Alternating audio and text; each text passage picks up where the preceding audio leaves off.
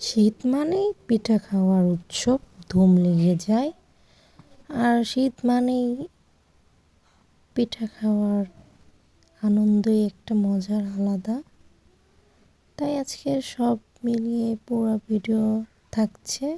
আশা করছি আমার পুরো ভিডিওটা দেখবেন, স্কিপ না করবেন না আপনারা। হ্যালো এভরিওয়ান, আসসালামু আলাইকুম। আমি সুমাইয়া রহমান বলছি। আমার চ্যানেল থেকে সবাইকে জানাই স্বাগতম। আশা করছি আমার পুরো ভিডিওটা দেখবেন। আর এইখানে আমি খিরসাটা বানিয়ে রেখেছিলাম, আর এখানে ডোটা গুলিয়ে রেখেছিলাম। এখন আমরা পিঠা বানানোর স্টার্ট শুরু করব।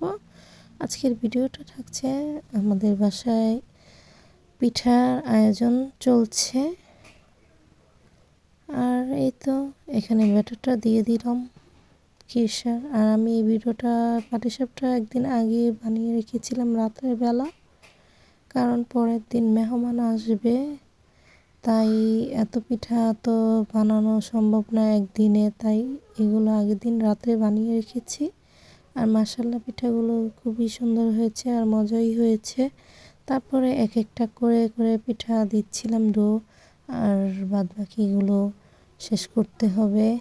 তাই দিচ্ছি প্যানের মধ্যে ঘুরিয়ে একটু রেখে ঢেকে দেওয়ার পর খিরসা দিয়ে তারপর দেন নামিয়ে ফেলতে হয়েছে। আপনারা তো জানেন পিঠা কিভাবে বানাতে হয়। পাটিসাপটা পিঠা মেন হচ্ছে খিরসা। খিরসা যদি ভালো হয় পিঠাটাও ভালো হবে। তাই এক একটা করে করে আমরা সব দিচ্ছিলাম। আশা করছি আপনারা আমার পুরো ভিডিওটা দেখবেন আর কমেন্ট করে যাবেন একটা করে আমার ভিডিওটা কেমন লাগলো আপনাদের। তারপর এই তো এক একটা করে দিচ্ছিল। আমার হাজব্যান্ডও আমাকে হেল্প করেছিল, যথেষ্ট পুরো হেল্প করেছে। আর এই তো একটার পর একটা পিঠা বানাচ্ছিলাম। আর একটু মাঝখান দিয়ে একটু নষ্ট হয়েছিল, সেটা আবার ঠিক হয়ে গেছে, ঠিক করে ফেলছিলাম। দুজনে মিলে একসাথে হাতে হাত লাগিয়েই কাজ করছিলাম। আমার হাজব্যান্ড আমাকে খুবই হেল্প করে, আলহামদুলিল্লাহ। আর এই তো ঘুরিয়ে ঘুরিয়ে দিচ্ছিল ব্যাটারটা, আর খিরসাটা দিয়ে দিচ্ছিলাম। খিরসাটা আমি বানিয়েছিলাম, খুবই ভালো লেগেছে, মজা হয়েছিল। আর সবাই খেয়ে বলেছিল ভালো হয়েছিল। যাই হোক, ভাবি আমার ভিডিওটা দেখলে অবশ্যই একটা কমেন্ট করবেন কেমন লেগেছিল পিঠাগুলো।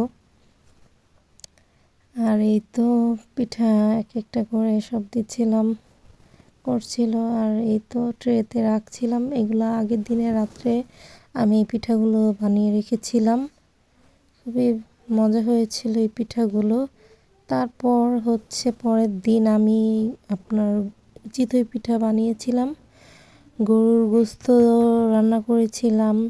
তারপর হচ্ছে শুটকির ভর্তা, সরিষার ভর্তা, মানে বিভিন্ন আইটেম ভর্তা, মানে দুই এক পদের ভর্তা করেছিলাম, বেশি করতে পারিনি। আর এই ভিডিওটা অনেক দিন আগের ছিল, আমি সময় পাচ্ছিলাম না, সেজন্য শেয়ার করতে পারিনি, তাই দেরি হয়ে গেল। আশা করছি আমার ভিডিওটা স্কিপ না করে আপনারা দেখবেন। আর এই তো গরুর মাংস কালারটা খুব সুন্দর এসেছে, তাই না? আর এই তো ভর্তা, এখানে সরিষার ভর্তা, শুটকির ভর্তা, চেবা শুটকি, এটা এটা চেবা না, সরি, বাঁশপাতা শুটকি বলে। আর এই তো আমি চালের গুঁড়িটা মানে আধা ঘন্টা না 3 ঘন্টা, সরি 3 ঘন্টা আমি ভিজিয়ে রেখে তারপর ব্লেন্ডার করেছিলাম। কিন্তু আমি ইটালিতে আসার পর আমার পিঠাটা ফুলছে না কেন, আমি অনেক প্রবলেমে পড়ে যাচ্ছিলাম। আর কেউ যদি ইটালিতে, আপনারা যদি আমার ভিডিওটা দেখে থাকেন তাহলে আমাকে একটু সাজেস্ট করবেন যে চালের গুঁড়ি খোলাটা না প্যাকেট, কোন প্যাকেট ভালো হয়, এটা আমাকে একটু জানাবেন। আর আমি অনেক চেষ্টা করেছি পিঠা ফুলোতে, কিন্তু ফুলেই না। আর বাংলাদেশে আমি পিঠা বানিয়েছি, অনেক সুন্দর হয়েছিল আমার পিঠাগুলো, কিন্তু এখানে আসার পর আমার পিঠাগুলো একদমই ফুলতে চাইছিল না। তারপরও মাশাআল্লাহ মোটামুটি হয়েছে। তেমন ভালো ফুলে নাই পিঠাগুলা। পিঠা যদি না ফুলে অনেক কষ্ট লাগে আর ভাল লাগে না, বানাতেও মন চায় না। যাই হোক, অনেক কথা বলে ফেললাম। আর পিঠা, এই তো আমাদের পিঠা মেহমানরা এসে পড়েছে। আলহামদুলিল্লাহ পিঠা খেয়েছিল। আর মাঝখান দিয়ে আমিও ডিমের আরেকটা পিঠা বানিয়েছিলাম, সেটা আমি ভিডিও করতে পারি নাই, কিন্তু এর মধ্যে আমি ডিম দিয়ে পিঠা বানিয়েছিলাম, মানে ডোটা দিয়ে ডিমটা আমি ভেঙে দিয়েছিলাম। খুবই মজা লাগে সেই পিঠাটাও ভর্তা দিয়ে খেতে। আর তারপর এই খাওয়া দাওয়া শেষ হওয়ার পরে আরেকটা রোল বানিয়েছি।